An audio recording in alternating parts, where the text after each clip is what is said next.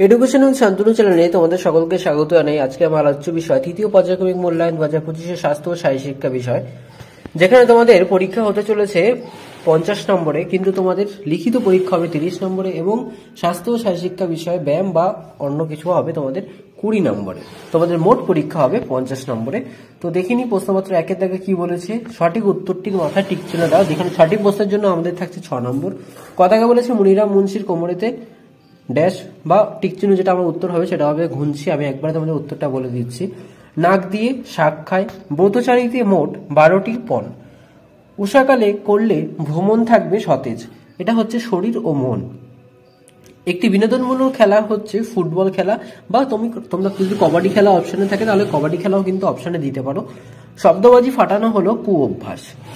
2 জায়গায় বলেছে কয়স্তম্ভের সঙ্গে ক্ষয়স্তম্ভ মেলাও, যেখানে 5টি প্রশ্নের জন্য থাকছে তোমাদের 5 নম্বর। কয়স্তম্ভ বলেছে কত হেঁটে চলে সে, উত্তর হবে তত বেটে হয় সে। সরি, এখানে একটু ভুল লেখা আছে, এটা হবে যত হেঁটে চলে সে তত বেটে হয় সে। কথাকে বলেছে আঢাকা খাবার খেলে ভুগতে হবে পেটের অসুখে।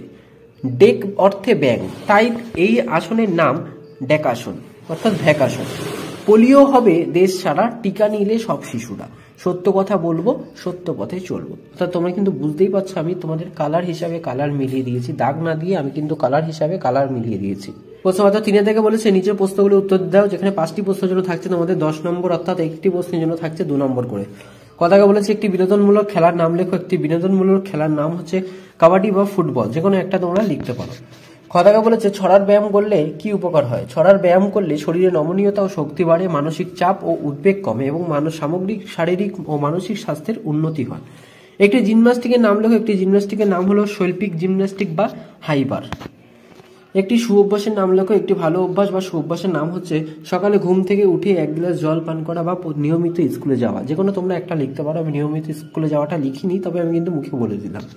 তো মুনিরাম মুন্সির পরের লাইনটি লেখো। ওই পরের লাইনটি হবে তোমরা সবাই জানো কোমরেতে ঘুঞ্চি।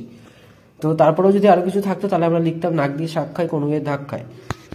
তো 4 দাগে বলেছি নিচের ছবিটির নাম লেখো এবং ছবিতে রং করো। এটা দেখে বুঝতে পারছো যে এটা কিন্তু আমাদের ইন্ডিয়া অর্থাৎ ভারতের পতাকা।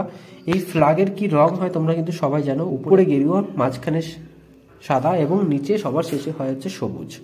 ঠিক আছে, তো এই ছিল তৃতীয় পর্যায়ক্রমিক মূল্যায়ন 2025-এর প্রথম শ্রেণীর স্বাস্থ্য ও শারীর শিক্ষা বিষয়ে 2025 নমুনা প্রশ্নপত্রের সাথে তার উত্তর প্রশ্নপত্রটি তোমরা কেমন লাগলো তা অবশ্যই জানাবে। চ্যানেল নতুন হয়ে থাকলে চ্যানেলটিকে অবশ্যই সাবস্ক্রাইব করে দেবে এবং বন্ধুদের মাঝে বেশি বেশি করে শেয়ার করে দেবে।